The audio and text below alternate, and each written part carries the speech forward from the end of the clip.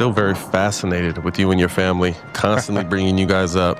And you've been out of office nearly 10 years now. How do you continue to keep your cool and take the high road, so to speak? Because we asked Michelle, and Michelle said we don't have to take the high road no more. We just have to be strategic in our approach. That's what she said. But she said we don't have to take the high road. But you constantly seem to meet the negativity and the racism with class, and it makes you stand out so high. Cool. But you don't just want to cuss his ass out, or sometimes? I mean, the thing about it is, look, you got to ask him what it is that The obsession? The obsession. I know what it is. I obviously, have a room in his head. Rent-free. You do everything with grace. A suite in his head. But the thing about it is that was always clear to me. Look, but first of all, when I was president, the last thing I had time to do was worry about what Somebody said, or what my predecessor did. Mm-hmm. They're gone. I've got work to do. You locked in. It's hard to describe if you're doing the job right. Mm-hmm. Every day you've got 5, 10 things that are real hard, and you have to be constantly focused. The idea that I'd be worrying about Came before. somebody who came before and me trying to measure, like, what's he done today? Look, constantly worrying about that is a strange thing to me. It shows me somebody who's not focused on the American people and the job they're supposed to do. But the other thing that I learned pretty early in this gig was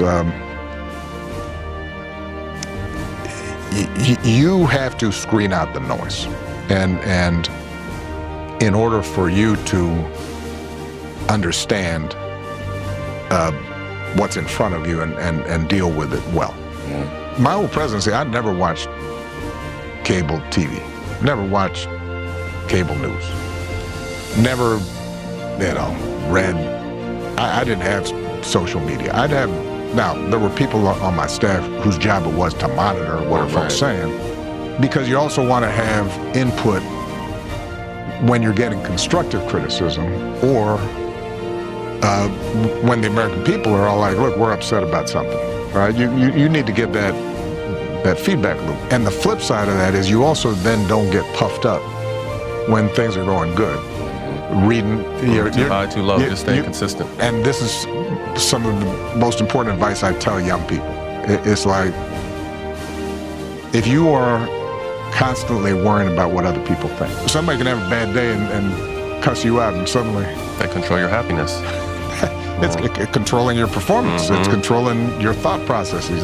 So I screened that stuff out pretty early on, and I ain't worrying about it. Another way of putting it is no reason to dignify that kind of stuff. It's not even. I like it because it doesn't affect who I am. So I can get engaged and go on with my day and don't even think about it. I'm not even worrying about it. Yeah, well, I mean, and I know. I kind of like it. I do worry sometimes. I've heard some of the guys talk about changes in the locker room now and how kids are, some of the younger players, instead of just talking or playing some bid whist or something, everybody just like Stuck to your phone. on the Totally phone. different. The other thing I believe in, and part of what we try to teach in our leadership training is, I believe in face-to-face. I believe in conversation. So if whoever you were talking about was in front of me,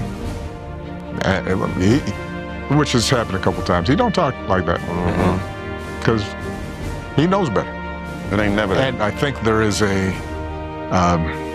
that filter of the phone creates a situation both where people just say any kind of crazy stuff that they would never say No consequences. to your face with no consequences. Yeah. And the flip side of it is, we told our daughters when they were young and the phones were first coming out, we said, why would you invite thousands of strangers who know nothing about you, who care nothing about you?